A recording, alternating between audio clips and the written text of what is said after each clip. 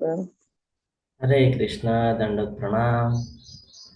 તમારા બધાનું ખૂબ ખૂબ સ્વાગત છે શ્રી શ્રી રાધા ગોવિંદા ટેમ્પલ ઇસ્કોન મેન ગુરુકુલાઈ તરફથી ભગવદ્ ગીતાના હરે કૃષ્ણ કોર્સમાં. પ્રભુજી. હરે કૃષ્ણ. સરસ એવો આજનો અધ્યાય અને એકાદશી એટલે આજે ડબલ લાભ મળી રહ્યો છે આપણને. મંગલાચરણની સાથે આજના અધ્યાયની શરૂઆત કરીશું. ઓમ અજ્ઞાનતિમિરાન્ધસ્ય જ્ઞાનાંજનશલાકયા ચક્ષુરુન્મિલિतं येन तस्मै श्रीगुरुवे नमः। श्रीचैतन्यमनोभीष्टं स्थापितं येन भूतले स्वयं रूप कदा मह्यं ददाति स्वपदान्तिकम्। वन्देऽहं श्रीगुरु श्रीयुतपदकमलं श्रीगुरुन् वैष्णवांश्च श्रीरूपं साग्रजातं सगण रघुनाथान्वितं तं सजीवं साद्वैतं सावधूतं परिजनसहितं श्रीकृष्णचैतन्यदेवं श्रीराधान् कृष्णपादान् सगण ललिता श्रीविशाखान्वितंश्च हे कृष्ण करुणा सिंधु दीनबंधु जगतपते गोपेश गोपिका कांत राधाकांत नमोस्तुते। तप्त कांचन गौरांगी श्री राधे वृंदावनेश्वरी वृषभानुसुते देवी प्रणमामि हरिप्रिये। वाञ्छाकल्पतरुभ्यश्च कृपा सिन्धुभ्य एव च पतितानां पावनेभ्यो वैष्णवेभ्यो नमो नमः। नमो ओं विष्णुपादाय कृष्णपृष्ठाय भूतले श्रीमते भक्तिवेदान्त स्वामिन् इति नामिने नमस्ते सारस्वते देवे गौरवाणी प्रचारिणे निर्विशेषशून्यवादी पाश्चात्यदेशतारिणे जय श्री कृष्ण चैतन्य प्रभु नित्यानंद श्री अद्वैत गदाधर श्रीवासादि गौर भक्त वृंद। हरे कृष्णा कृष्ण कृष्ण हरे हरे हरे राम राम राम हरे हरे। હરે हरे કૃષ્ણ कृष्णा પ્રભુજી. हरे कृष्णा હરે હરે કૃષ્ણ. હરે ગઈકાલના કૃષ્ણ. અધ્યાયમાં હરે કૃષ્ણ માતાજી, દંડવત પ્રણામ. ગઈકાલના અધ્યાયમાં શું જોઈ ગયા, કોણ કહેશે? હરે કૃષ્ણ. સરસ મજાનો આજનો અધ્યાય છે, સમજવા માટે પણ બહુ મહત્વનો છે. આપણા જીવનમાં આ અધ્યાય કહીએ ને લાઈફ ચેન્જિંગ નું કામ કરે છે.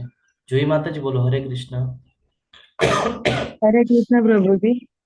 બોલો પ્રભુજી, માતાજી. ગઈ હરે કાલનો કૃષ્ણ. જે અધ્યાય હતો એનું નામ હતું પૂર્ણ પુરુષોત્તમ યોગ, જેમાં ભગવાને આપણને એક છે ને વૃક્ષ બતાવ્યું હતું, જે ઊંધું, જે પાણીમાં આપણે જોઈએ તે આપણને ઊંધું, કે જેમાં મૂળ ઉપર, મૂળિયા ઉપર દેખાય અને પાંદડા અને બધું નીચેની બાજુ જાય. મતલબ ભગવાન એવું કહેવા માંગે છે કે તમે જેટલું બી તમે વિચાર કરશો, તમે જેટલો બી તમારા મનમાં એક વિચાર કરશો એટલે તે તમે એક બીજો જન્મ બાંધો છો. કોઈ બી ભૌતિક વસ્તુ માટે તમે એક આશા રાખો છો કે આ શક્તિ રાખો છો, તો મતલબ કે તમે તમારા એટલા જન્મો બાંધીને પાછું તમે એ તમારા કર્મો પ્રમાણે તમે યોનિઓમાં ફરશો, ઉપલી યોની, યા તો નીચલી યોની, યા તો સ્વર્ગલોક. પણ જો તમને આ બધામાંથી મુક્ત થવું છે તો કોઈ બી કર્મ જે છે એ બધું મને સેન્ટરમાં રાખીને કરો, અને સાથે સાથે મારું નામ જપ કરશો તો તમે ઓટોમેટિકલી આ બધામાંથી દૂર થઈને ગોલોક ધામમાં આવશો. એમાં ભગવાને કીધું તું કે જે આધ્યાત્મિક જે વિશ્વ છે એમાં એ કાયમી છે, એમાં સાચો પ્રેમ છે, સાચું સુખ છે, સાચા સંબંધો છે, કોઈ ઉદાસ નથી. અને જે આપણી ચાર જે વાસ્તવિક સમસ્યા છે, જન્મ, મૃત્યુ, જરા, વ્યાધિ, એ બધું જ ત્યાં છે ને એબસન્ટ છે, ત્યાં કશું જ છે નહીં. ભૌતિક જગતથી સાવ બધું ઉલટું છે. એટલે કે ભગવાન એટલે કે છે કે આપણી જે 6 ઇન્દ્રિયો છે, એ 6 ઇન્દ્રિયોને આપણે જે સંઘર્ષ આપી રહ્યા છે, 6 ઇન્દ્રિયો અને સાતમું આપણું મન, એ બધું આપણે 5 ઇન્દ્રિયો અને છઠ્ઠું આપણું મન, એ બધાને આપણે છે ને ભગવાનમાં લગાડીએ કે જેથી આ બધા કર્મોથી આપણે દૂર થઈ જઈએ. હરે કૃષ્ણ. હરે કૃષ્ણ. ખૂબ ખૂબ આભાર માતાજી તમારો. તો ગઈકાલના અધ્યાયમાં આપણને આ જ્ઞાન પ્રાપ્ત થયું. હવે આપણે અંદર બે પ્રકારના સ્વભાવ હોય છે. આપણા સ્વભાવને આપણે વાત કરીએ ને, જે આપણું સૌથી મોટું નુકસાન કરાવે છે ને, એની વાત છે હવે. કે આપણે અંદર એક સ્વભાવ હોય છે જેને આપણે આસુરી તરીકે ઓળખીએ છીએ. શું લાગે છે નીચે એક રાઈટ સાઈડમાં પિક્ચર જોઈને, શું હશે આજના અધ્યાયમાં? હરે કૃષ્ણ. હવેના અધ્યાય બધા સમજવા જેવા અધ્યાય છે, એટલે જ્ઞાનયોગ કીધું છે આમાં. શું લાગે છે નીચેનું પિક્ચર જોઈને? બોલો જયંત પટેલ પ્રભુજી. હરે કૃષ્ણ. હરે કૃષ્ણ પ્રભુજી. નીચેના પિક્ચરમાં એવું બતાવ્યું છે કે એક જ મગજમાં દૈવી અને આસુરી બંને તત્વો એક સાથે રહે છે. હરે કૃષ્ણ. હરે કૃષ્ણ. હવે આપણને યાદ આવશે ભગવાનનો શ્લોક, છઠ્ઠો અધ્યાય. શું કીધેલું યાદ છે ભગવાને છઠ્ઠા અધ્યાયમાં? મન જ આપણો મિત્ર છે, મન જ આપણો શત્રુ છે. જો મન આપણા કંટ્રોલમાં છે તો એ આપણો મિત્ર છે, અને આપણે જો મનના કંટ્રોલમાં છે તો એ આપણો શત્રુ છે. એ અહીંયા લાગુ થાય છે. જોઈએ આપણે આજનો ખૂબ સરસ એવો અધ્યાય છે, અને એકાદશીનો પાવન દિવસ, દૈવી અને આસુરી સ્વભાવ. માતાજી સ્લાઇડ ચેન્જ થઈ રહી છે. હરે કૃષ્ણ. હરે કૃષ્ણ. હા પ્રભુજી. ઓકે.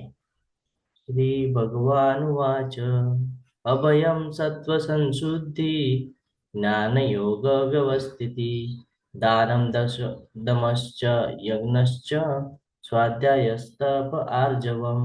પૂર્ણ પુરુષોત્તમ પરમેશ્વર બોલ્યા, હે ભરત પુત્ર, નિર્ભયતા, આત્મશુદ્ધિ, આધ્યાત્મિક જ્ઞાનનું સંવર્ધન, દાન, આત્મસંયમ, યજ્ઞપરાયણતા, વેદાધ્યયન, તપશ્ચર્યા અને સાદાઈ, આ બધા શેના લક્ષણો છે? કોણ કહે છે? શું કહી રહ્યા છે અહીંયા ભગવાન? કે નિર્ભયતા કોનામાં હોય? જે ન્યુટ્રલ હોય. આત્મશુદ્ધિ કોનામાં હોય? જે ભક્તિ માર્ગ પર હોય. આધ્યાત્મિક જ્ઞાનનું સંવર્ધન. હરે કૃષ્ણ. બોલો પ્રભુજી. દૈવી ગુણો પ્રભુજી. હા, જે સત્વગુણ તરફ વધતા હોય ને, એની પાસે આ બધી ક્વોલિટીઓ આપણને જોવા મળે છે.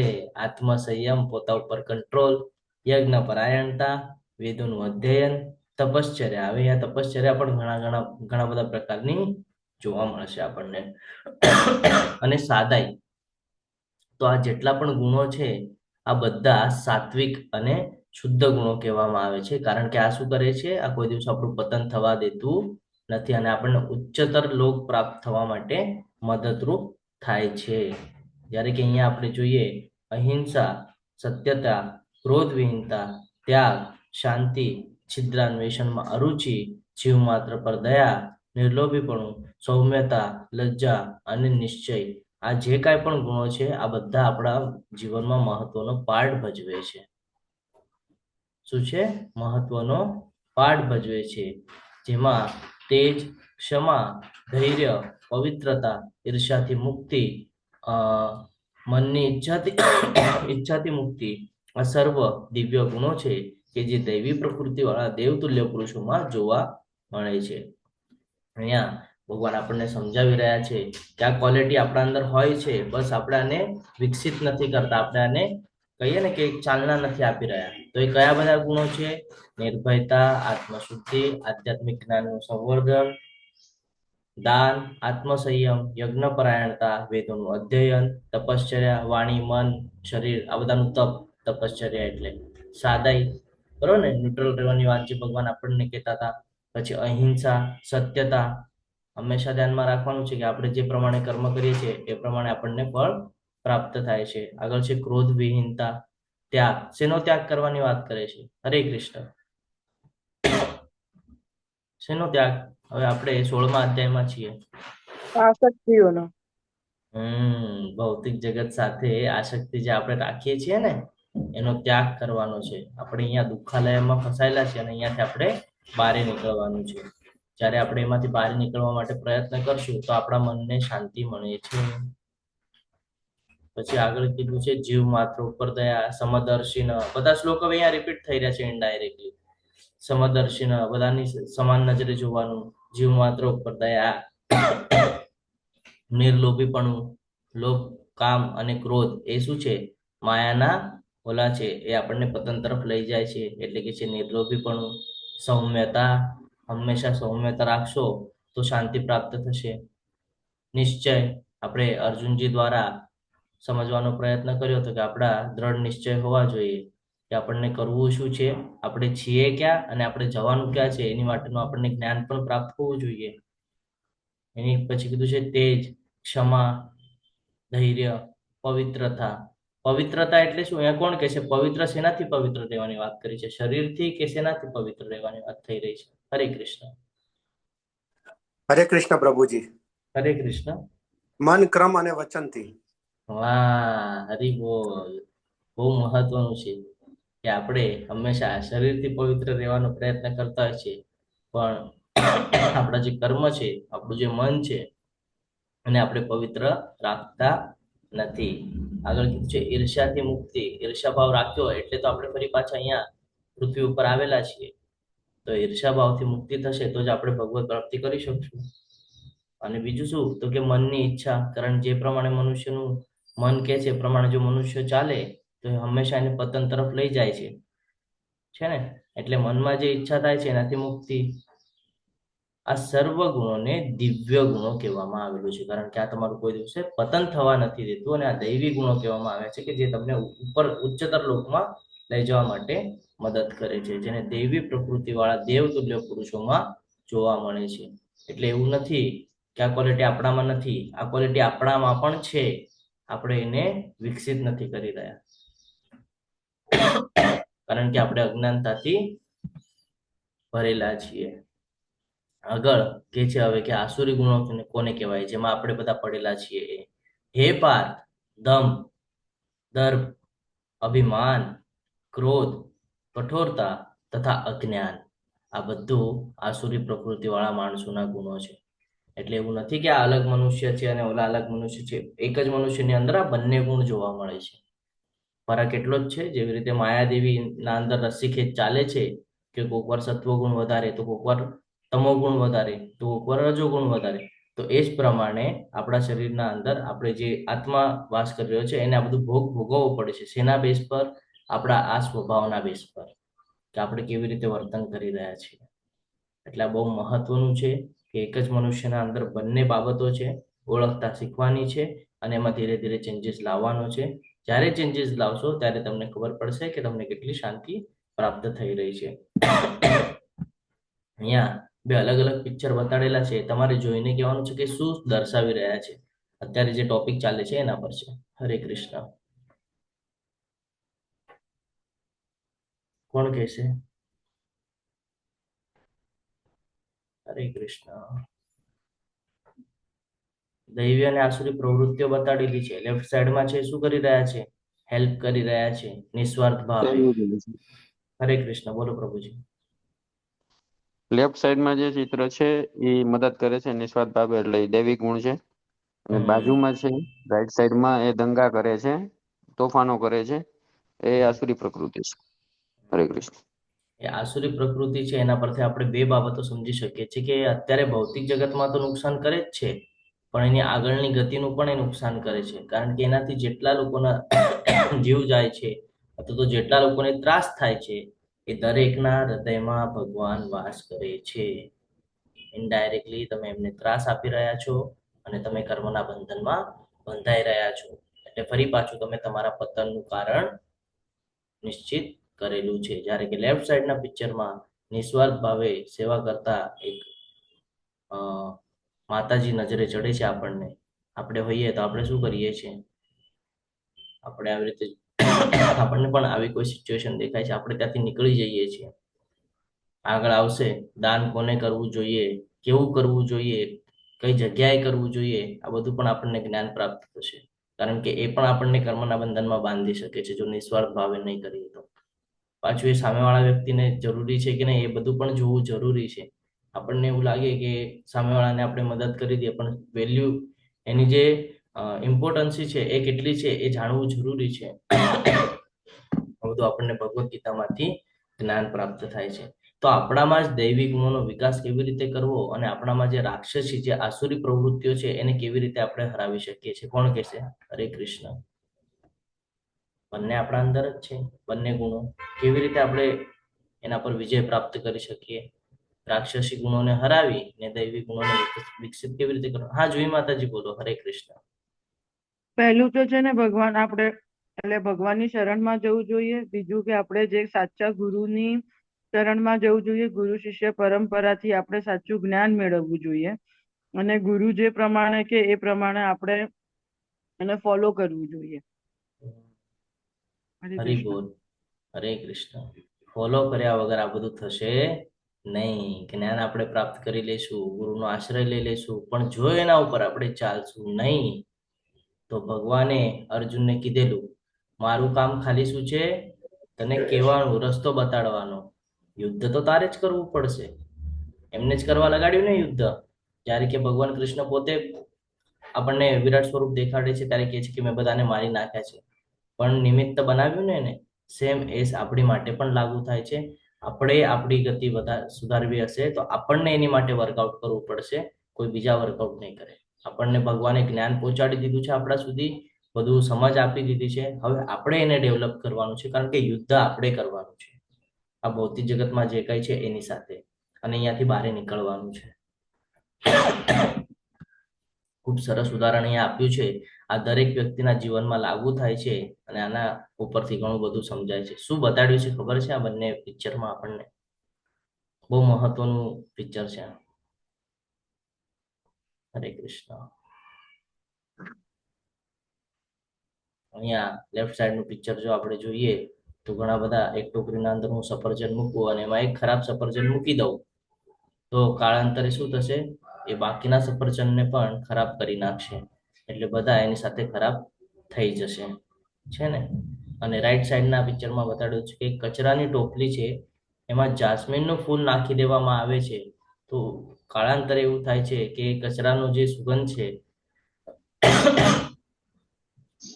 કચરાની જે ગંદકીની વાસ છે એ થોડીક શમી જાય છે અને એ જે ફૂલની સુગંધ છે એ એને કંટ્રોલ કરે છે. તો આ બે અલગ અલગ પિક્ચર છે. આપણા જીવન સાથે સંકળાયેલા પિક્ચર છે. આપણા સાથે પણ, આપણા રિલેટિવમાં, આપણા ફ્રેન્ડ સર્કલમાં, આપણા ઓફિસ સ્ટાફમાં ક્યાંક ને ક્યાંક આ પ્રવૃત્તિઓ થતી હોય છે કે આપણે એવા લોકોની વચ્ચે હોઈએ છીએ કે જે આપણને પતન તરફ લઈ જવા માટે પ્રેરિત કરતા હોય છે. હવે આપણે ડિસિઝન લેવાનું છે કે આપણે એની સાથે રહીને એના ગુણ આપણામાં વિકસિત કરવાના છે કે આપણા સારા ગુણ આપણે એને દઈ એને સમજાવવાનો પ્રયત્ન કરવાનો છે. આ બે અલગ પાર્ટ છે. દરેકના જીવનમાં આ સિચ્યુએશન આવે છે. શું થાય છે કે આપણા સાથે કોઈ એવી વ્યક્તિ આવી જાય જે નેગેટિવ હોય, નેગેટિવ ઇન સેન્સ કે પતન તરફ લઈ જતી હોય, છે ને? તમો ગુણમાં હોય, ભૌતિક પ્રકૃતિ સાથે બહુ સંકળાયેલી હોય, તો એ તમને શું કરશે? પોતા તરફ વાળવાનો પ્રયત્ન કરશે. તમે જો ભક્તિ માર્ગ પર હશો તો તમને પોતા તરફ ખેંચવાનો પ્રયત્ન કરશે. અને માયાદેવીના એમ સમજી શકીએ કે એ બધા દૂત જ કહેવાય. કેમ એમ? તો માયાદેવી એટલો બધો પ્રભાવ એ લોકો ઉપર નાખેલો છે કે એમાં જ ફસાયેલા રહે છે અને એ તમને પણ ફસાવે છે. તો આવા લોકોને ઓળખી, આવા લોકોથી લિમિટેડ દૂરી રાખીને, એક ડિસ્ટન્સ રાખીને પછી વર્કઆઉટ કરેલું વધારે સારું છે. અને રાઈટ સાઈડનું એક પિક્ચર છે જેમાં જાસ્મીનનું ફૂલ છે કે એમાં સુગંધ છે, થોડી જે ગંદકી છે એને ઘણા બધા ઓલા સુધી સમાવી શકે છે, એટલે કે એની સુગંધ જે છે એ એની ગંદકીને સ્ટોપ કરાવી શકે છે. આના પરથી આપણે શું સમજીએ કે જો તમારી ભક્તિ દ્રઢ હશે, જો તમે ભક્તિ માર્ગ ઉપર દ્રઢ હશો, નિશ્ચયપૂર્વક તમે ભક્તિ માર્ગ ઉપર લાગેલા હશો, ભગવાનને સેન્ટરમાં રાખેલા હશો, તો અમુક સિચ્યુએશનમાં એવી સિચ્યુએશન આવશે કે સામેવાળી વ્યક્તિ તમને જોઈને બદલાઈ જશે. આપણે હરિદાસ ઠાકુર મહારાજની સ્ટોરી જોઈ છે કે અપ્સરા આવેલી, ઇન્દ્રદેવે મોકલાવેલી એ બધું એમનું એને ભંગ પાડવા માટે, પણ એનું શું થયું? પરિણામ ઉલટું થયું. શું કામ? અનન્ય ભક્તિ. તો આપણે પણ જીવનમાં અનન્ય ભક્તિ, નવધા ભક્તિમાની ભક્તિ રાખવી પડશે. કન્ટિન્યુઅસ આ જ્ઞાન પ્રાપ્ત કરતું રહેવું પડશે, તો એમાંથી કોઈક રિઝલ્ટ મળશે. એવું નથી કે આજે લેવલ 1 ના ક્લાસ ચાલે છે, 2 દિવસ પછી ક્લાસ પૂરા થઈ ગયા એટલે આપણે છૂટા. લેવલ 2, લેવલ 3, લેવલ 4 હજી જ્ઞાન પ્રાપ્ત કરવાનું છે. અહીંયા ઘણા બધા ડિવોટીસ છે જે સોરી ઘણા બધા ડિવોટીસ છે જે રિપીટ કરી રહ્યા છે. શું કામ કરી રહ્યા છે? એટલે જ કરી રહ્યા છે કે આપણે કયા સિચ્યુએશનમાં ક્યારે હોય છે આપણને ખબર હોતી નથી, અને જ્યારે આપણે ક્લાસ કરીએ તો રોજ આપણને રિમાઇન્ડ થતું રહે કે આપણે શું કરવાનું છે અને શું નથી કરવાનું. જ્યાં સુધી આપણને એની ડેલી રૂટીનની આદત લાગતી નથી ત્યાં સુધી. તો સંઘનો બહુ મહત્વ છે અહીંયા, કે તમે કેવા લોકોની વચ્ચે રહ્યો છો, છે ને. જો મને ડોક્ટર બનવું હોય અને હું એન્જિનિયર લોકો સાથે ફરીશ તો મને ડોક્ટરનું નોલેજ મળશે કે નહીં મળે? મને એન્જિનિયર લોકો શું વાત કરે ને એ સાંભળીશ હું કન્ટિન્યુ, તો મને એન્જિનિયર લોકોનું નોલેજ મળશે, ડોક્ટર લોકોનું નોલેજ મને નહીં પ્રાપ્ત થાય. તો મારે એવા જ ઓલામાં જવું પડશે કે જ્યાં એ મને શીખવા મળે. તો સેમ એ જ આપણે જો આ ભૌતિક જગતમાંથી બહાર નીકળવું છે તો આપણને પણ એવા લોકોનો સંઘની જરૂર પડશે જે ભક્તિ માર્ગ પર હોય, જેની પાસે આ બધું જ્ઞાન હોય, જેની પાસે ગુરુ શિષ્ય પરંપરા હોય. આપણે પણ એમાં અટેચ રહેવું પડશે તો આપણે એ બધું શીખશું. જો આપણે ભૌતિક જગત સાથે સંકળાયેલા રહેવું હશે તો કઈ શીખવાની જરૂરત જ નથી, આપણું મન જ કંટ્રોલ કરાવી દે છે બધું. પણ જો આપણે પોતાનો ઉદ્ધાર કરવો હોય, પોતાની ગતિ સારી કરવી હોય તો એની માટે આપણને સારા એમાં જવું પડશે, સારા લોકોનો સંગ રાખવો પડશે.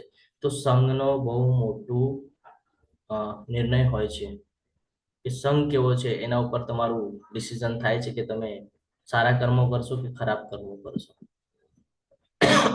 એટલા માટે એક જ મનુષ્યના અંદર આ બંને બાબત જોવા મળે છે.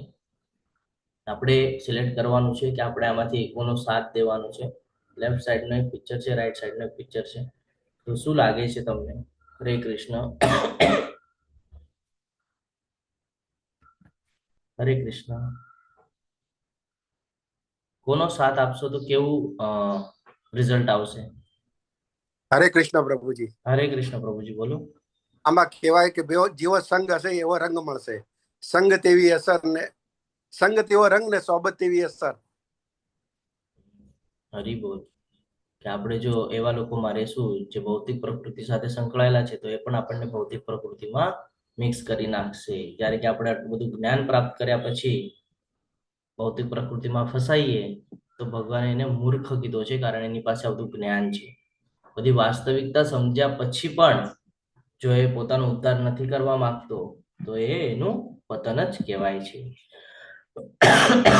શુદ્ધિકરણની પ્રક્રિયા નવદા ભક્તિ છે, ભક્તિમય સેવાઓ કરવાની, જેમ કે જપ કરવો. સવારે જપા સેશન ચાલતું હોય છે, મંગળા આરતી પૂરી થાય એટલે જપા સેશન ચાલે છે, તો જપ કરવા, શ્રવણ કરવું. શું? શાસ્ત્રોનું. હવે આપણે કેવી રીતે શ્રવણ કરીએ છીએ કે અહીંયા આપણે બેસેલા છે બધા, અલગ અલગ ભાગવતમના ક્લાસ ચાલે છે, ભગવદ્ ગીતાના ક્લાસ છે, ચૈતન્ય ચરિતામૃતના ક્લાસ છે, ભાગવતમના ક્લાસ છે. તો આ બધા ક્લાસ આપણે અટેન્ડ કરવા જોઈએ. ભક્તિ રસામૃત, સિંધુ, ઉપદેશામૃત, આ બધા આપણે નથી વાંચી શકતા અથવા તો વાંચીને નથી સમજાઈ રહ્યું તો ક્લાસ કરી લેવાના. ક્લાસથી ઘણું બધું જ્ઞાન પ્રાપ્ત થઈ જાય છે. એ પણ એક સેવા છે, શ્રવણ કરવાની. પછી પ્રસાદનું સન્માન. જ્યારે આપણે ભોગ બનાવીએ છીએ તો એ ભગવાન માટે બનાવીએ છીએ, એ ભાવથી બનાવી ભગવાનને અર્પણ કરવાનો છે. આપણે જોઈ ગયા પત્રમ પુષ્પમ ફલમ તો ભગવાનને તમે પ્રેમપૂર્વક એ અર્પણ કરશો અને પછી પ્રસાદી તરીકે તમે ગ્રહણ કરશો તો તમારામાં ધીરે ધીરે શુદ્ધતા આવે છે, તમારા વિચાર બદલાય છે, મનની શુદ્ધિ થાય છે, આત્માની શુદ્ધિ થાય છે. તો આ નવદા ભક્તિ બહુ મહત્વનું પાર્ટ ભજવે છે આપણા જીવનમાં. આપણું જીવન આ ભૌતિક જગતમાં પણ સુધરી જાય છે અને આવતા જીવન માટે પણ એ સુધરી જાય છે. યોગ્ય યોની અને યોગ્ય લોકની પ્રાપ્તિ થાય છે. એટલે આપણે યુદ્ધ કોની સાથે કરવાનું છે? આપણે યુદ્ધ કરવાનું છે પોતાના જ સાથે. પોતાની અંદર જે આ ગુણ છે એની સાથે આપણે યુદ્ધ કરીને એના પર વિજય પ્રાપ્ત કરવાનો છે. હવે જોઈએ કે કયા ગુણ શેની માટે મહત્વના છે. તો કે દિવ્ય ગુણ મોક્ષને માટે અનુકૂળ છે. મોક્ષ એટલે શું? કોણ કહેશે? મોક્ષની પ્રાપ્તિ કરવી એટલે શું? હરે હરે કૃષ્ણ. કૃષ્ણ પ્રભુજી. હરે કૃષ્ણ, બોલો પ્રભુજી. વેંકુટ ધામ જવું. જન્મ મૃત્યુના ચક્કરમાંથી બચવું એટલે મોક્ષ પ્રાપ્ત કર્યા જેવું છે. તો મોક્ષ માટે અનુકૂળ શું છે? આ દિવ્ય ગુણો. જો સારા ગુણો હશે તો આપણને યોગ્ય.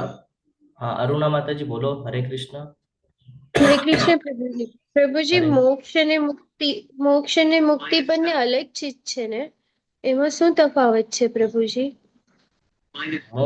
મોક્ષ એટલે તમે અહીંયાથી નીકળી જશો, ઉચ્ચતર લોકમાં જશો, બરાબર. અને મુક્તિ એટલે શું? કે ફરી પાછું તમારે જન્મ મૃત્યુના ચક્કરમાં આવવાનું નથી. જ્યારે તમે અહીંયાથી નીકળશો, તમારી ગતિ સારી થશે તો જ તમે ઉપરના લોકમાં જશો અથવા તો ભગવાનના ધામમાં જશો. આપણે એટલા બધા સક્ષમ નથી હજી પણ તો આપણે જો કન્ટિન્યુઅસ આખો દિવસ પણ માળા કરીએ તો આપણે સક્ષમ નથી. એની પાછળનું રીઝન એમ છે કે આપણું જે અડધું જીવન છે ને એ આપણે બધું વેસ્ટ ઓફ ટાઈમમાં નાખી દીધું છે અને એટલા બધા શુદ્ધ થયા નથી. જો આપણે શુદ્ધ હોત તો અત્યારે આપણે બધા કન્ટિન્યુઅસ ભક્તિ માર્ગ પર હોત, પણ આપણે હજી પણ ટ્રાય કરીએ છીએ તો આપણું આપણા મન ઉપર કંટ્રોલ છે નહીં. જે દિવસે આપણે એમ લાગે ને કે ભાઈ કોઈ પણ વસ્તુ વગર મને ચાલી જશે, અથવા તો પછી જે કંઈ પણ થયું છે એક્સેપ્ટ કરતા શીખી ગયા, આપણે જે કંઈ પણ છે એમાં ભગવાનને સેન્ટરમાં રાખતા શીખી ગયા, આ ભૌતિક જગત ટેમ્પરરી છે, આ બધું જ્યારે આપણને જ્ઞાન પ્રાપ્ત થાય છે ને આપણે ફોલો કરતા થઈ જઈએ છીએ ને, કે આપણને વિચાર ના કરવો પડે કે હા આમ છે, આપણને ખબર છે ક્લિયર કે હા બધું ભગવાનનું છે ને, જે છે ભગવાન દ્વારા જ થઈ રહ્યું છે. તો એ જે સિચ્યુએશન છે ને એ સિચ્યુએશન તમને મોક્ષ માટે અનુકૂળ હોય છે. એટલે કે તમે અહીંયાથી નીકળી શકો છો, અહીંયાથી મોક્ષ. તમને જો કોઈ કે બાંધી રાખ્યું હોય અને ત્યાંથી તમને છોડાવે એટલે શું કે મોક્ષ પ્રાપ્ત કર્યો, છોડાવ્યું તમને, તમે છૂટી ગયા એના ઓલામાંથી, એના જાળમાંથી. તો આ મહત્વનું છે. ક્લિયર છે માતાજી? હરે કૃષ્ણ. હા પ્રભુજી. જ્યારે કે આસુરી ગુણ છે એ બંધન આપવા માટે છે, કે એનાથી શું થાય છે, બંધનમાં બંધાઈએ છે. પછી કર્મ પ્રમાણે હોય કે આપણે જો અલગ અલગ આવશે આગળ, મનનું, વાણીનું, શરીરનું તપ, તો એ અલગ અલગ પ્રકારથી આપણાથી કોઈને કોઈ કર્મ થતા હોય, કોઈકને કંઈક બોલાઈ ગયું તો એ પણ કર્મના બંધનમાં બાંધે છે. શારીરિક કોઈને કષ્ટ આપ્યું તો એ પણ કર્મના બંધનમાં બાંધે છે. તો આવી જે પ્રવૃત્તિઓ છે જે હાનિકારક છે, એ પ્રવૃત્તિઓ જો આપણામાં વધારે હશે તો આપણને વિચાર કરો કેવા કર્મના બંધનમાં બાંધ્યું હશે અત્યાર સુધી. આપણે અત્યાર સુધી જે કર્મ કર્યા છે એના કેટલા બંધનો આપણને બંધાયેલા છે. એ બધા બંધનમાંથી છૂટવું હશે તો આપણે કન્ટિન્યુઅસ અનન્ય ભક્તિ કરવી પડશે. એટલે અહીંયા કહે છે કે હે પાંડુપુત્ર, તું ચિંતા નહીં કરતો, કારણ કે તું દૈવી ગુણો સાથે જ જન્મ્યો છે. અર્જુનજી જે હતા એ ક્ષત્રિય ધર્મ ધરાવતા હતા, તો એ ધર્મ માટે યુદ્ધ કરી રહ્યા હતા. જ્યારે કે આપણે જોઈએ તો યુદ્ધ કરે એટલે સામેવાળાને મારવાની વૃત્તિ કહેવાય, પણ શેની માટે? તો કે ધર્મ માટે. એટલે ચિંતા નહીં કરતો તું, તારામાં બધા દૈવી ગુણો વિકસિત થયેલા છે. જો હવે આ બહુ સમજવા જેવું છે, આજે હું તમારું 5-10 મિનિટ વધારે લઈશ. ભક્તિ જીવન ક્યારે શરૂ કરવું જોઈએ? ભક્તિ જીવન જ્યારથી આ જ્ઞાન આપણને પ્રાપ્ત થાય ને ત્યારથી શરૂ કરી દેવું જોઈએ. એની પાછળનું રીઝન સમજીએ આપણે કે પ્રહલાદ મહારાજે જન્મ પહેલા જ શરૂઆત કરેલી. પ્રહલાદ મહારાજ જ્યારે માતાના ગર્ભમાં હતા ત્યાં જ એમને નારદજી દ્વારા આ બધું સાંભળવા મળ્યું હતું, તો એમણે ત્યારે જ શરૂઆત કરી દીધેલી હતી. જ્યારે કે ધ્રુવ મહારાજ 5 વર્ષની ઉંમરમાં, જ્યારે એ અધારથી કંઈક પ્રાપ્ત કરવાના ઈચ્છાથી કરેલી એમણે, પણ 5 વર્ષની ઉંમરમાં એમણે શરૂઆત કરેલી હતી. તો એમને શું મળ્યું? એક સેપરેટ લોક મળ્યું કે જ્યાં એ વાસ કરે 36,000 વર્ષો સુધી. શું કામ? બહુ નાની ઉંમરે ભક્તિ કરી ને, અનન્ય ભાવે. એટલે હવે આપણે આ કેટેગરીમાં ક્યાં બેસીએ છીએ આપણે એ જોવાનું છે કે આપણી અડધી ઉંમર ઓલરેડી વહી ગઈ છે, અડધી ઉંમર બાકી છે. કોઈને ખબર નથી કોની ઉંમર કેટલી છે. આ શરીરના અંદર આત્મા કેટલા દિવસ રહેવાનો છે આપણને ખબર છે? નથી ખબર. તો એટલા માટે જ્યારથી આપણને આ બધું જ્ઞાન પ્રાપ્ત થાય છે ત્યારથી આપણે આ માર્ગને એક્સેપ્ટ કરી, સ્વીકારી અને એ માર્ગ પર ચાલવાનું શરૂઆત કરી દેવી જોઈએ. જો ભક્તિ છે ને એ એવી બાબત છે કે લોકોને બતાડવાની જરૂર નથી કે આપણે બહુ ભક્તિ કરીએ છીએ, ભગવાનની સેવા કરીએ છીએ. આપણે એક શેની માટે કરીએ છીએ? કે આપણે અહીંયા ફસાયેલા છે, બહાર નીકળવા માટે કરીએ છીએ ને પોતા માટે કરીએ છીએ. તો પોતાનો વિચાર કરવાનો છે. લોકોનો આપણે શું કરતા હોઈએ છીએ કે બીડ બેગ લઈને, સમજો હું આખા મારા ઓફિસમાં ફરતો હોઉં અને હું બધે બારે જતો હોઉં અને હું ગળામાં બીડ બેગ લઈશ, તિલક લગાડીશ અને એવા કપડાં પરિધાન કરીને હું જઈશ તો મને લોકો શું કહેશે? હું જો આવો વિચાર કરું લોકોનો તો હું રહી જઈશ પાછો અહીંયા જ. પણ એની જગ્યાએ જો હું એમ રાખું કે નહીં મારે તો ભક્તિ કરવી જ છે, મને આ ભૌતિક જગત સાથે કાંઈ જ સંબંધ નથી, તો આપણને ચિંતા થાય કે કોણ શું બોલે છે, કોણ શું કરી રહ્યો છે. આ જ સિચ્યુએશન મહત્વની છે કે તમે કયા સિચ્યુએશનમાં તમે પોતાને કેમ સમજાવો છો. આપણે શું કરતા હોઈએ છીએ કે લોકો શું કહેશે, લોકો ઓલરેડી ડૂબેલા છે, એ તમને હજી ડૂબાડશે. તમારે જો તરી જવું હોય તો તમારે ભગવાનનો હાથ થાંભવો પડશે. જેમ ગજેન્દ્ર મોક્ષની કથા, ગજેન્દ્ર નામના હાથી, એમણે જ્યારે ભગવાનને શરણ દીધું, જ્યારે ભગવાનને હેલ્પ માંગી ત્યારે ભગવાન તરત આવી ગયા હતા. તો આ બધું બહુ મહત્વનું છે. આ બધી કથાઓ શું કામ આપણને સાંભળવા મળે છે? આ બધી કથાઓ શું કામ છે? આ બધી કથાઓ એટલા માટે જ છે કે એના પાસેથી આપણે કંઈક શીખીએ, કંઈક સમજીએ અને એને જીવનમાં ઉતારીને આપણે ફોલો કરીએ. એટલે જીવનમાં બહુ મહત્વનું છે ભક્તિ. જેમ આપણે ડેલી ભોજન પ્રસાદ ગ્રહણ કરીએ છીએ 2 સમય, આપણે આપણે જો પ્રસાદ ન લઈએ તો 2-3 દિવસમાં આપણી તબિયત ખરાબ થાય છે ને આપણને કઈ જ કામ કરતા ફાવે છે કે નથી ફાવતું. એવી જ રીતે આપણે બીજા અધ્યાયમાં જોયું તો આત્માનો ખોરાક. તો જો આપણે ભક્તિ કરશું તો એ ઉપયોગનું છે. જો ભક્તિ નહીં કરીએ તો જેમ આપણું આ બોડી સ્ટ્રક્ચર ખરાબ થઈ જાય છે, આપણે જમતા નથી તો એવી જ રીતે આપણું જીવન ખરાબ થઈ જશે જો આપણે ભક્તિ નહીં કરીએ તો. એટલે આ ભક્તિ માર્ગ જે છે એવું નથી કે આખો દિવસ ભગવાનની પાછળ જ લાગી રહેવાનું છે, એવું પણ નથી. જે સમય મળે, જ્યાં પોઝિશન એવી આવે કે હું અહીંયા ભગવાનને સેન્ટરમાં મૂકી શકું છું, ત્યાં તરત આપણે ભગવાનને મૂકતા આવડવું જોઈએ.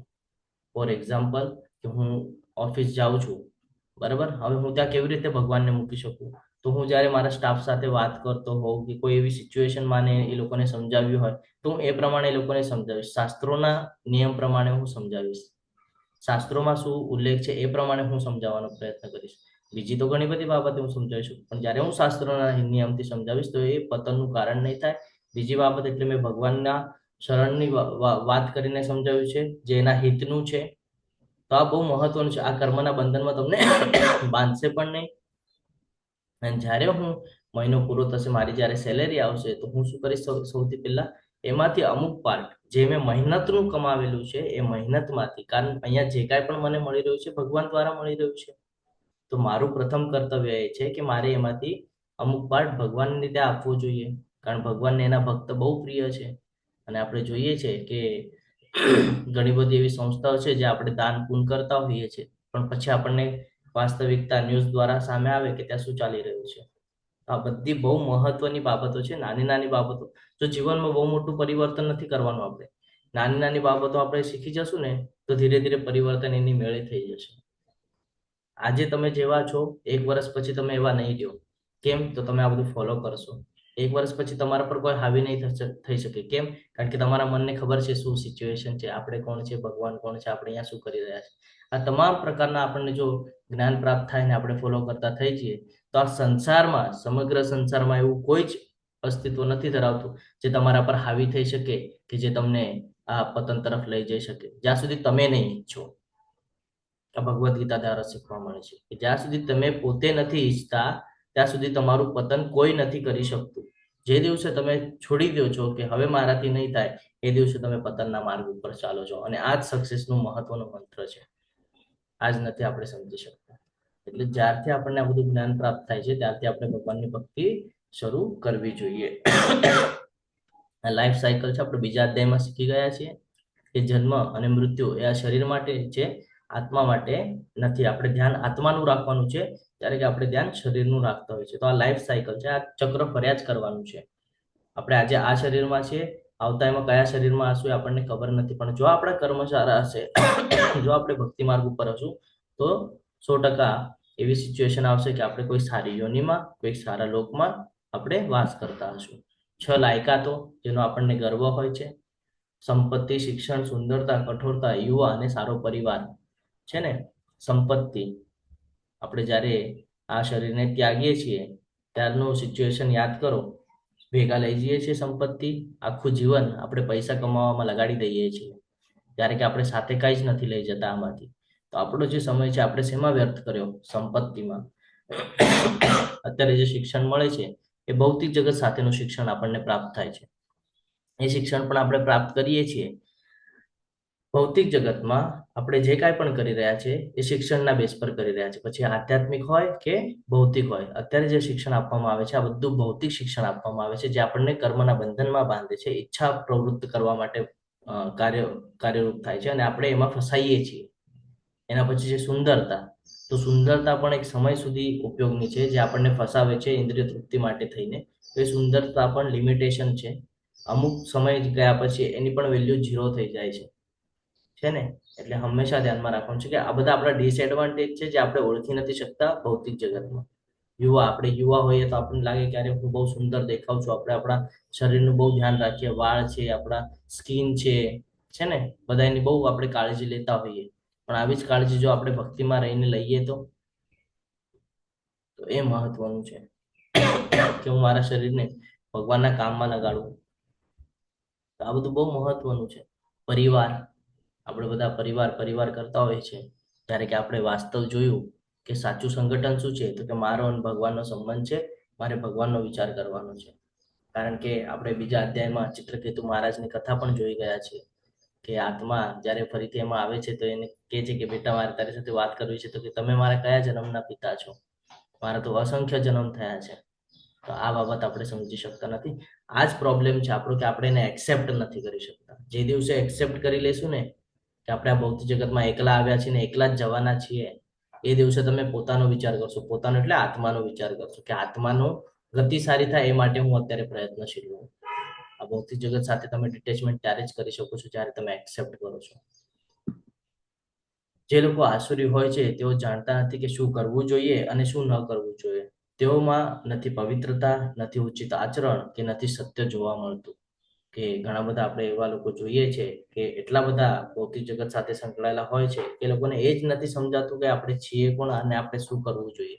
સમગ્ર જીવન મહેનત કરીને પ્રોપર્ટી, નામ, પૈસા એની પાછળ લગાડી દે છે અને અંતિમ સમયમાં જોવે છે કે એ ગયા પછી એ જ પ્રોપર્ટી ઉપર વાત થઈ રહ્યા છે.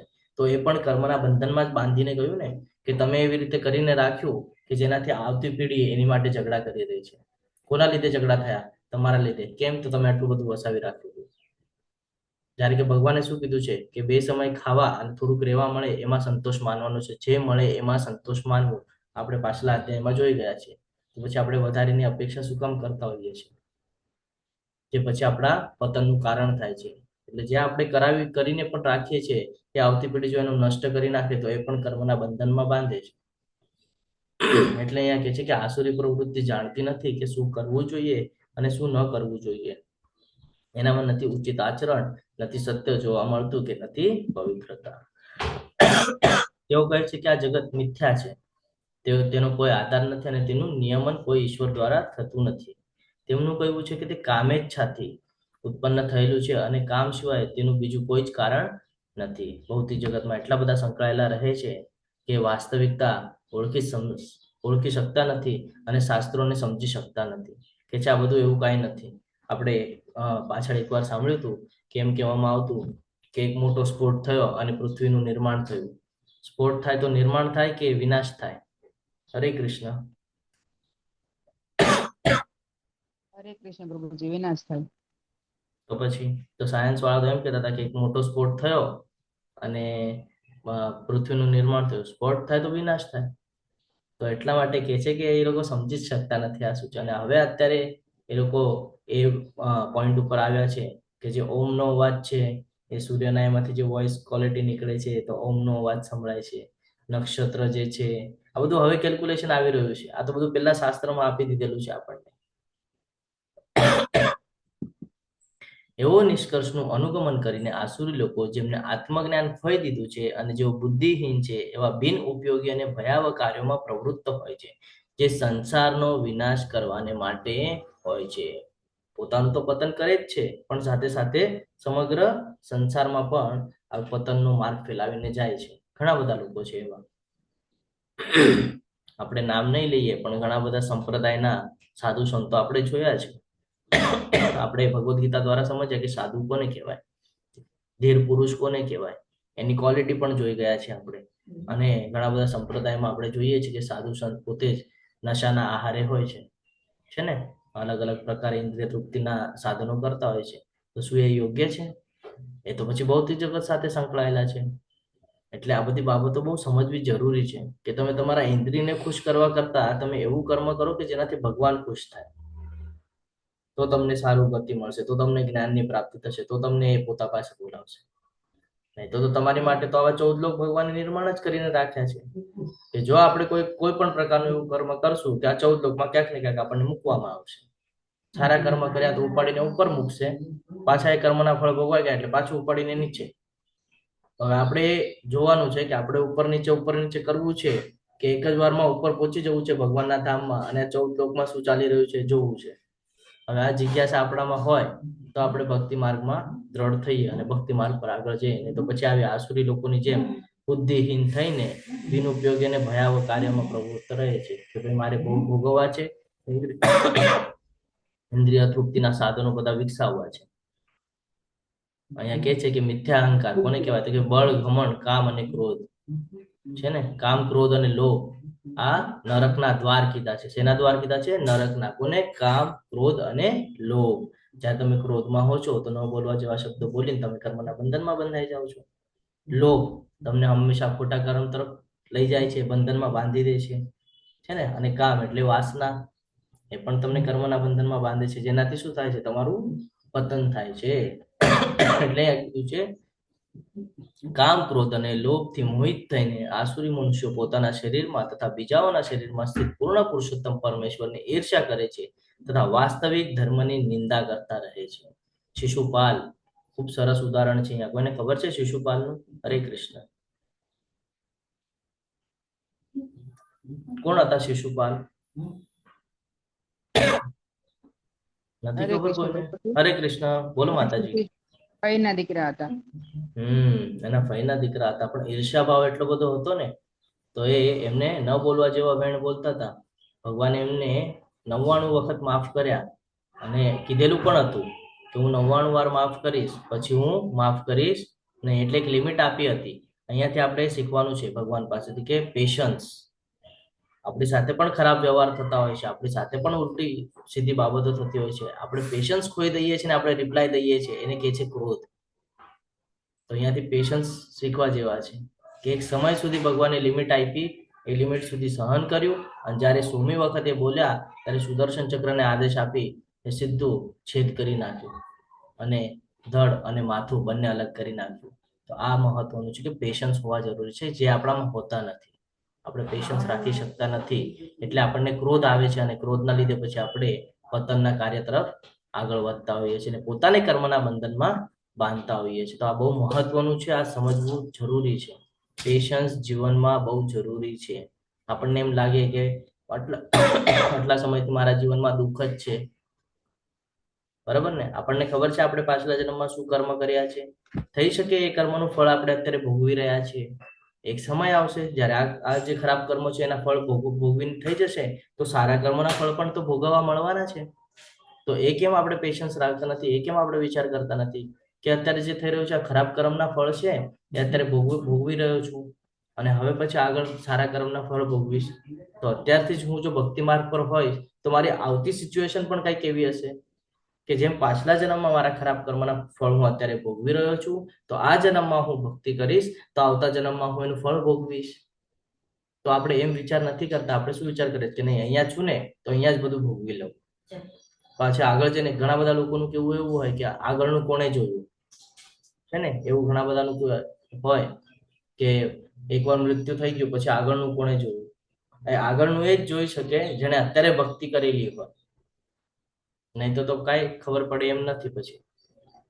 કારણ કે તમારી સાથે ખરાબ, તમે ઘણા બધા લોકો એમ કે મેં ખરાબ નથી કર્યું તો બી મારી સાથે ખરાબ કેમ? જ્યારે કે આપણને ભગવદ ગીતામાં ક્લિયર કટ કહે છે કે તારા કર્મના અનુસાર તને ફળ મળી રહ્યા છે, તો પણ આપણે એને સમજી શકતા નથી. કેમ? તો આપણે અંદરના જે ગુણ છે એ અલગ પ્રકારે આપણે ચલાવી રહ્યા છે, અલગ ગુણોના હેઠળ આપણે કાર્ય કરી રહ્યા છે, એટલે આપણને બધું સમજાતું નથી. આવા લોકો સાથે શું થાય છે? તો હે કુંતી પુત્ર, આવા મનુષ્યો આસુરીઓનીમાં વારંવાર જન્મ ગ્રહણ કરીને ક્યારેય મારા સુધી પહોંચી શકતા નથી. તેઓ ક્રમશ અત્યંત અધમ જીવનની ગતિને પામે છે.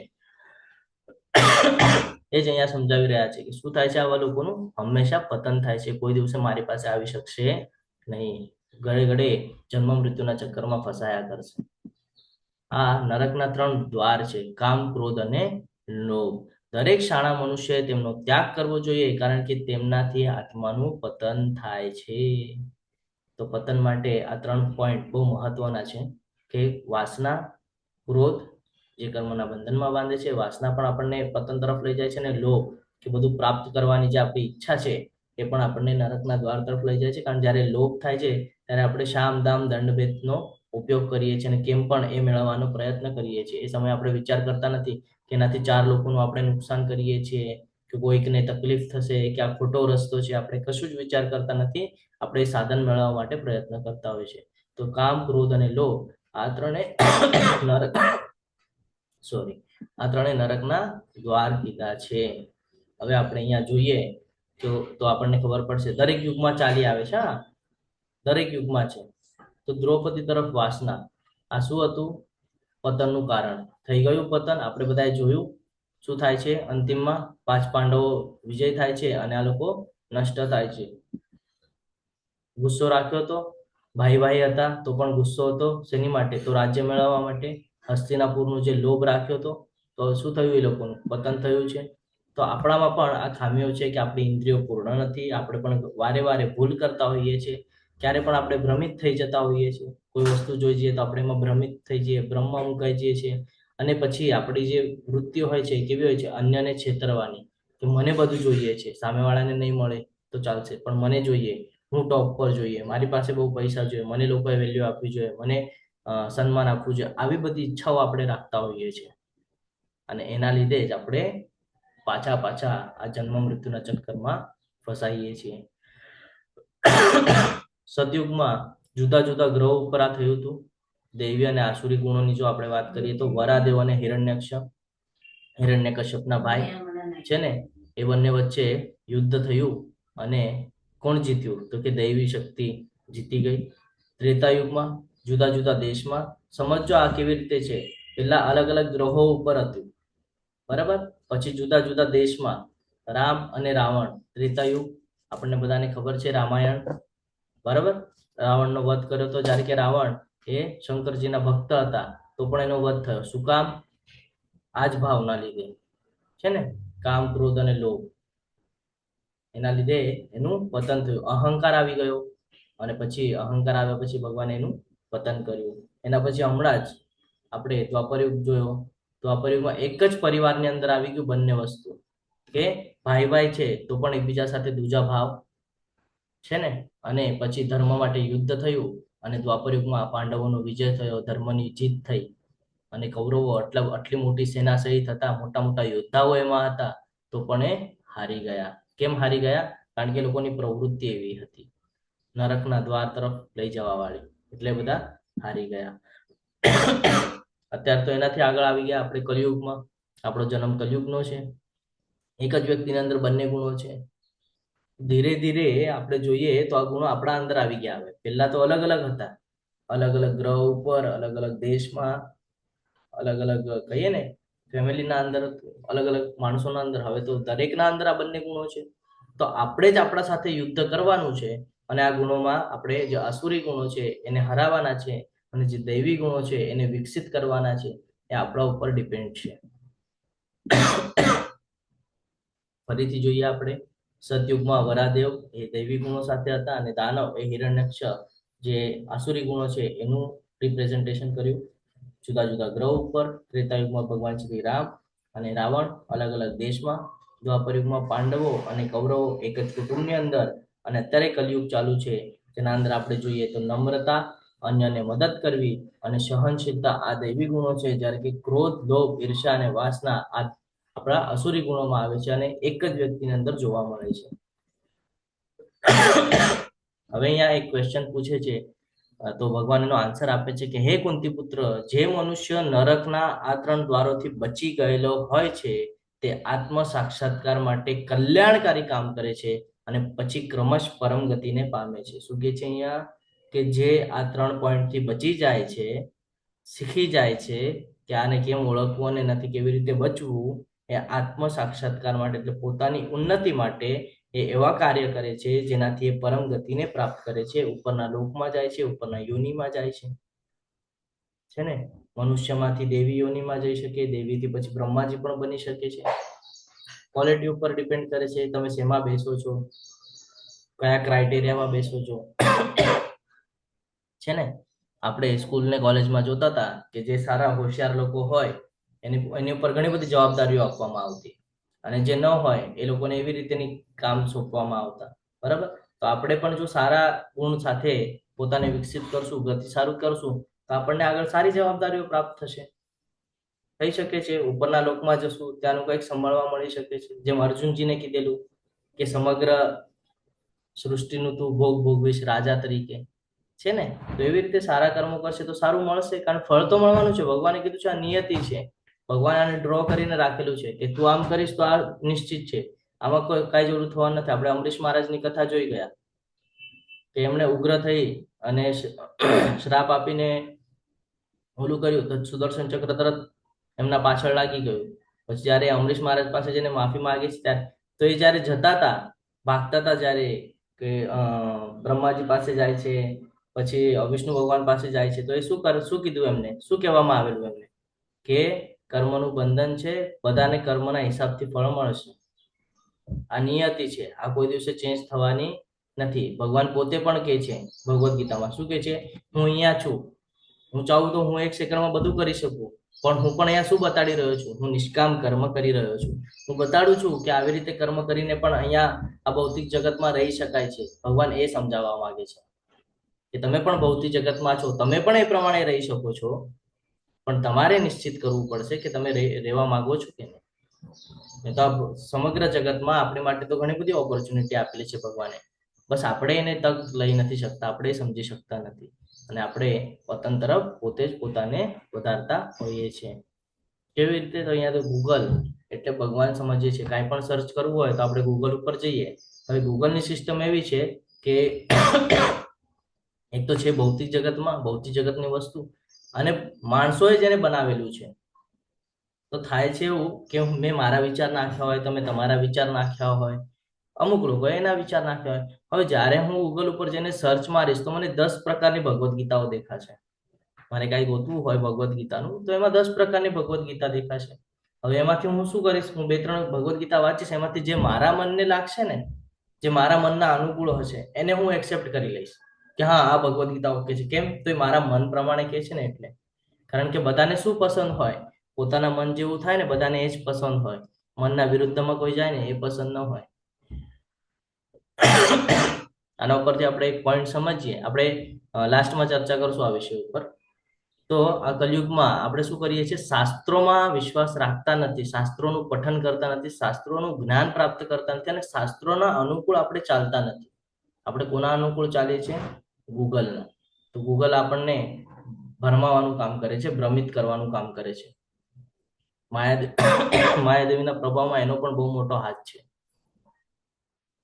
એટલે આપણે શાસ્ત્રોના નિયમો સમજવા જોઈએ, શાસ્ત્રોમાં માનવું જોઈએ, અને શાસ્ત્રોના હિસાબથી કર્મ કરવા જોઈએ. જે મનુષ્યો શાસ્ત્રોના આદેશોની અવહેલના કરે છે અને પોતાની ધૂનમાં આવે તે મનસ્વી વર્તન કરે છે, તે નથી સિદ્ધિ પામતો, નથી સુખ પામતો, કે નથી પરમ ગતિ પામતો. શું કે છે? પોતાના મન પ્રમાણે જો એ કરશે.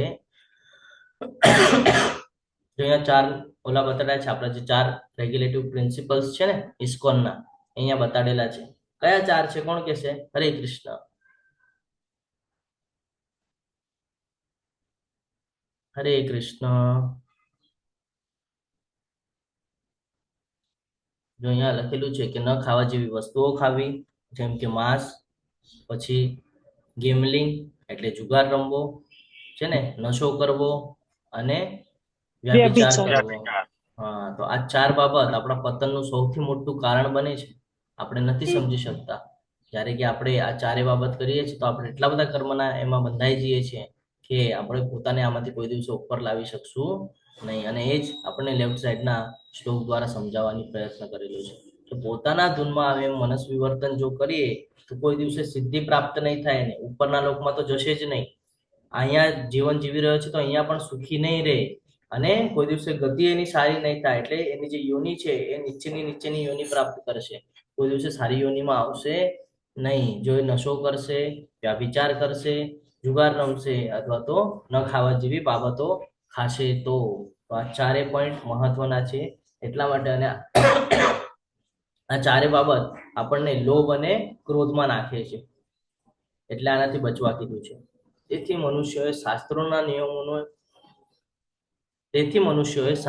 નિયમો પરથી સમજવું જોઈએ કે શું કર્તવ્ય છે, એટલે આપણે શું કરવાનું છે, શું કર્તવ્ય નથી, શું કરવાનું નથી. આવા નિયમો અને નિયંત્રણો જાણીને મનુષ્યએ એવી રીતે કર્મ કરવું જોઈએ કે જેથી ક્રમે ક્રમે ઉન્નતિ થઈ શકે. એટલે શું? સારું લોક પ્રાપ્ત થઈ શકે, સારી યોનિ પ્રાપ્ત થઈ શકે. એની માટે એવા પ્રકારના કર્મ કરવા પડશે. એની માટે ચાર્ટ બનાવવો પડશે, જે આપણે આવતીકાલના અધ્યાયમાં સમજીશું કે કેવા ચાર્ટની આપણને જરૂરત છે. આપણા બધાની અંદર રાક્ષસ ગુણ છે, બધાની અંદર છે. ઇવન હું પણ એમાં આવી જાઉં. જેમ કે કામસા, શિશુપાલ, એટલે કે આપણામાં એટલી બધી નેગેટિવિટી છે, એટલા બધા પતનના આપણે આગળ માર્ગ તૈયાર કરેલા છે કે આપણે કોકને કોક વાર એમાં ફસાઈએ છીએ. પણ જો એમાંથી આપણને બચવું હોય તો એની માટે આપણને શું કરવું પડશે? કન્ટિન્યુઅસ ભગવાનનું શરણ લેવું પડશે. આપણે ગુરુ મહારાજના શરણમાં રહેવું પડશે. કેમ? તો આપણને જ્યારે આપણે ખોટા રસ્તે જતા હોય તો એ ખોટા રસ્તા પરથી સારા રસ્તા પર લાવવાનું કામ એ કરે છે. કારણ કે આપણે તો આપણા મન અનુસાર ચાલીએ છીએ, આપણે મનના કંટ્રોલમાં છે, આપણું મન ઉપર કંટ્રોલ નથી. તો જ્યાં સુધી આપણું મન ઉપર કંટ્રોલ નથી ત્યાં સુધી આપણને જરૂરત પડશે. એટલા માટે નવદા ભક્તિ બહુ મહત્વની છે. આગળ જોઈએ તો આ ખૂબ સરસ રીતે અહીંયાથી સમજમાં આવે છે કે શું તમને જીવનમાં કોઈ સમસ્યા છે? સમસ્યા તો દરેકના જીવનમાં હોય છે. તો કે છે શું તમે તેના વિશે કંઈ કરી શકો છો? આપણા હાથમાં છે. આપણે પાછલા જન્મમાં જે કર્મ કર્યા છે એના ભોગ ભોગવી રહ્યા છે. તો પાછલા જન્મના કર્મ કર્યા એને બચાવવાનું આપણા હાથમાં હતું? બચાવી શક્યા આપણે? નહીં. આપણે ખરાબ કર્મ કરીને પોતાનું પતન કરી લીધું. ત્યારે તો આપણે અહીંયા આવેલા છીએ. તો ચિંતા શા માટે કરો છો? હવે જે થઈ ગયું છે એની માટે ચિંતા કરીને કાંઈ ઉપયોગ છે કે? જે ભૂતકાળ થઈ ગયો એની માટે ચિંતા કરીને ઉપયોગ છે? કાંઈ જ ઉપયોગ નથી. અને જો જીવનમાં સમસ્યા ન હોય તો પછી ચિંતા શું કામ છે? પણ અહીંયા જોઈએ છે આપણે કે દરેક માણસ ચિંતિત છે. દરેક જીવ, જેટલા પણ મનુષ્ય યોનિમાં છે, દરેક આપણને ચિંતિત અવસ્થામાં જોવા મળે છે. સુખ ક્ષણિક હોય છે અને દુઃખ એ બહુ લોંગ ટર્મ હોય છે. એવું આપણને અત્યારે કલયુગમાં નજરે ચડે છે. શું કામ? પતન જ એટલું કરી લીધું છે આપણે. ભૂતકાળમાં કર્મ જેવા કરી લીધા છે એટલે અત્યારે દુઃખ સહન કરી રહ્યા છે. અહીંયા કહે છે કે શું તમને જીવનમાં કોઈ સમસ્યા છે? જો ન હોય તો પછી ચિંતા શું કામ કરવાની છે? અને જો હોય તો જે ભૂતકાળમાં થઈ ગયું છે એ હવે અત્યારે કઈ કરી શકે છે એના પર તો નથી કરી શકતો. તો પછી ચિંતા શા માટે? એટલે ચિંતા રહિત થઈ જવાનું છે અને આગળનું જે આપણું જીવન છે એ સુધારવાનો પ્રયત્ન કરવાનો છે. અત્યારથી પાછળ જે કાંઈ પણ થયું એ બધું છોડી દેવાનું છે. એવા ખરાબ કર્મો ફરીથી કરવાના નથી અને સારા માર્ગ પર શરૂઆત કરવાની છે કે જ્યારથી આપણને આ જ્ઞાન પ્રાપ્ત થયું છે ત્યારથી આપણે ભગવત પ્રાપ્તિ માટે પ્રયત્ન કરવાનો છે. અહીંયા શીલા પ્રભુપાદજીનું ઉદાહરણ છે કે વૈષ્ણવ કુટુંબમાં જન્મ થયો. શું કામ? કર્મોના લીધે. કર્મ એવા હતા એટલે વૈષ્ણવ કુટુંબમાં. અને વૈષ્ણવ કુટુંબમાં હોવાને લીધે શું થાય છે? કન્ટિન્યુઅસ અનન્ય ભક્તિ. હવે તમે ભક્તિનું પાવર જોજો કેટલો છે. કન્ટિન્યુઅસ અનન્ય ભક્તિ. 70 વર્ષની ઉંમરમાં 2 વાર હાર્ટ એટેક આવી ગયા. પાશ્ચાત્ય દેશમાં જઈને જ્યાં વ્યાભિચાર ચાલતો હતો, જ્યાં નશો ચાલતો હતો, 16-18 વર્ષની ઉંમરમાં ઘર છોડીને બહાર નીકળી જતા એવી સિચ્યુએશન પાશ્ચાત્ય દેશમાં.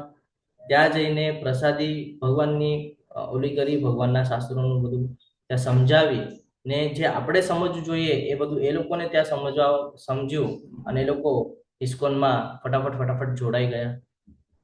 જે ખરાબ પ્રવૃત્તિમાં હતા એના ઉપર આ અસર થયો છે. તો આપણે તો આ તો બધું આપણું જ છે. અને પછી આપણે કહેવા માટે શું કહીએ છીએ? ઇસ્કોન બહારનું છે. ઇસ્કોન ઇન્ડિયાનું જ છે.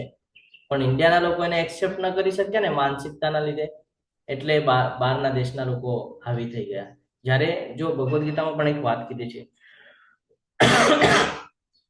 પતન ક્યારે થાય છે ખબર છે? કે જ્યારે જ્ઞાની લોકો એને સંભાળી નથી શકતા ને ત્યારે અજ્ઞાની લોકો એના ઉપર વર્ચસ્વ કરે છે.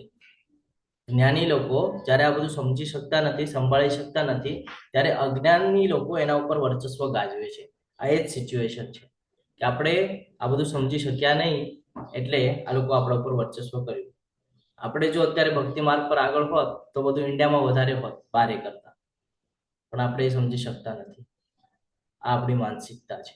તો આપણી માનસિકતા આપણે બદલવી પડશે. ભક્તિ માર્ગ હવે આપણને જ્ઞાન પ્રાપ્ત થયું છે તો ત્યાંથી આપણે ભક્તિ માર્ગ શરૂ કરવી પડશે. અને નવદા ભક્તિ કર્યા પછી રિઝલ્ટ કંઈક આવી પ્રકારે મળે છે કે ભગવાને કીધેલું છે કે હંમેશા મારા ધામમાં આવે છે. શ્રીલા પ્રભુપાદજી, તમે આજે પણ દુનિયાના કયા પણ ઇસ્કોનના ટેમ્પલમાં જશો તો એક તો ભગવાનના વિગ્રહને ત્યાં તમને શ્રીલા પ્રભુપાદજી નીચે દેખાશે, અથવા તો એક્ઝેક્ટ સામે ભગવાનની એક્ઝેક્ટ સામે શ્રીલા પ્રભુપાદજી દેખાય છે. તો ભગવાને ભગવદ્ ગીતામાં જે કંઈ પણ કીધું છે એ 100% સાચું છે. એ આપણને આના ઉપરથી ક્લિયરન્સ આવે છે કે જો અનન્ય ભક્તિ કરશે તો તું મારા ધામમાં આવે છે. ભૌતિક જગતમાં પણ આપણને બતાડી દીધું છે અને આધ્યાત્મિક જગતમાં જોવું હોય તો આપણે એની માટે પ્રયત્ન કરવો પડશે. અનન્ય ભક્તિ, પોતાનું જો પતન ન થવા દેવું હોય તો અનન્ય ભક્તિ બહુ મહત્વની છે. અને એ કેવી રીતે થાય છે? તો કે વાસના, ક્રોધ અને લોભ આત્મવિનાશની રીતો. તેથી આપણે તેને ભક્તિમય સેવા દ્વારા નિયંત્રિત કરવી પડશે. ખરાબ બાબત જો આપણને ઘટાડવી હોય તો આપણને સારી બાબતો કરવી પડશે, છે ને? આપણે હંમેશા શું કરતા હોઈએ છીએ, હું એક કાગળ પર 2 લાઈન સરખી કરી લઉં અને મને જો લાઈન વધારવી હોય તો હું શું કરીશ? સારી સારી બાબતો કરીશ ને ત્યારે એ લાઈન વધશે. તો આ બાબત આપણે જાણવી જરૂરી છે, અને એ થાય છે ભક્તિમય સેવા દ્વારા, ભક્તિમય વાતાવરણમાં રહીને. ક્લિયર છે અહીંયા સુધી? હરે કૃષ્ણ. હરે કૃષ્ણ. તમે બધાએ મને ખૂબ શાંતિપૂર્વક સાંભળ્યું, એટલે તમારા બધાનો હું ખૂબ ખૂબ આભારી છું. આ સાથે આપણો આજનો અધ્યાય અહીંયા પૂર્ણ થાય છે. વાંછા કલ્પતરુભ્યશ્ચ કૃપા સિંધુભ્ય એવ ચ પતિતાનાં પાવનેભ્યો વૈષ્ણવેભ્યો નમો નમઃ. અનંત કોટી વૈષ્ણવ વૃંદ કી જય, ભગવદ ગીતા કી જય, શ્રીલ પ્રભુપાદ કી જય, સદગુરુદેવ કી જય. હરે કૃષ્ણ કૃષ્ણ કૃષ્ણ હરે હરે, હરે રામ રામ રામ હરે હરે. હરે કૃષ્ણ સર્વને. જતા નહીં, તમારી સાથે ચર્ચા કરવાની છે.